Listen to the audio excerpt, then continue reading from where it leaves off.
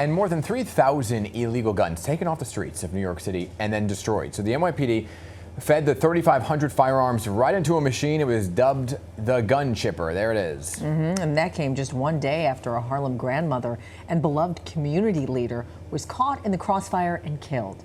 So while the city addresses the epidemic of guns on our streets, this morning the focus is on the guns inside our schools. And today we're launching a monthly segment with the Amsterdam News, one of the oldest Black-owned weekly newspapers serving New York. This morning we're talking to reporter Shannon Chaffers about her two-part series on the effectiveness of zero-tolerance policies enforced when students bring guns into school. So good morning, Shannon. Good morning. And thanks so much for being here. I mean, given what's happened this week, that unfortunate situation with the grandmother killed in gunfire, so much of this is happening. Gun violence in schools. What prompted you to write a series about this, about gun enforcement when kids bring guns to school? Yes, thanks for having me. So at the Amsterdam News, we have a project called Beyond the Barrel of the Gun, which is looking at root causes, impacts, and solutions to gun violence. And I did a previous story about youth gun carrying in general in neighborhoods in New York City. And the conversations I had there kind of prompted me to look into the specific issue of kids being caught with guns at school and what happens afterwards. So what did you uncover, I guess, after speaking to a number of students and a number of teachers about what's happening within school walls and really in the area surrounding schools as well? Yeah, so there's actually a federal law called the Gun-Free Schools Act, which was passed in 1994, and it requires schools to suspend students for at least 1 year if they're caught with a firearm at school. But with talking with educators and other stakeholders in the community, they kind of say that this zero-tolerance response doesn't really address the root causes of student gun carrying, doesn't really address the underlying causes or issues that students may be going through, and instead is very disruptive to their education and might risk exacerbating those issues rather than addressing them. So what is the alternative then to make whatever they put in place work? Yeah, so the second part of the series, we focused on these alternatives that schools are pursuing. One of them is called restorative justice, which focuses on repairing harm done by the offender if it's a result of a conflict, kind of having those two sides come together and try to mediate the conflict.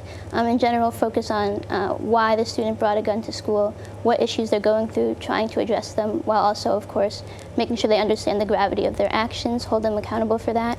And the experts I spoke with said that in these cases it might be necessary to still remove the student from school for a period of time, but the focus is on addressing those underlying issues and reintegrating them into school once their timeout has ended. Yeah, such an important piece that you did here. And one of the key figures that you spoke to was Josh Marte, who was arrested for gun possession at 15 years old. He, fast forward, is now a gun violence interrupter, right? And he kind of a full circle moment for him. What did you learn from him?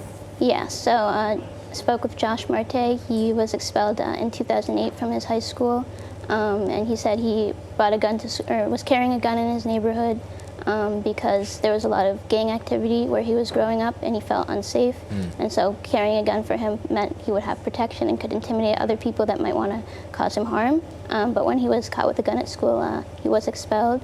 And he spoke about the alternative learning center that he went to, which is where kids are sent when they're suspended for a long period of time. And kind of reporting has shown, and also he said that these alternative education centers don't really provide the same quality of education as a normal school, and because you're concentrating a lot of kids who have a history of misbehavior in one place, that really reinforces that behavior. So because of that, these kids don't really like going to this school. He himself dropped out and just kind of stopped going to school entirely, which then led him to be kind of more engaged in illegal activity when he dropped out of school and had a lot of unstructured time. Any other key takeaways, though, from your research? Yeah, I think when we're thinking about the interventions that are most effective, you can think about them as trying to promote collective efficacy, which is kind of the belief among students that they're an important part of the school community, and that the school community can work together to solve problems without violence. So when we're talking about interventions like restorative justice, also like therapy and safe passage programs, all those are trying to boost collective efficacy, which research has shown that that can make a difference. Okay. Important reporting, Shannon. Thank you for being here. Thank you for kicking off this monthly series with the New Amsterdam News. Great work. Amazing job here. The latest edition of the Amsterdam News breaks down the match of discrimination in the cash value of racism in America. The digital copy now available at amsterdamnews.com.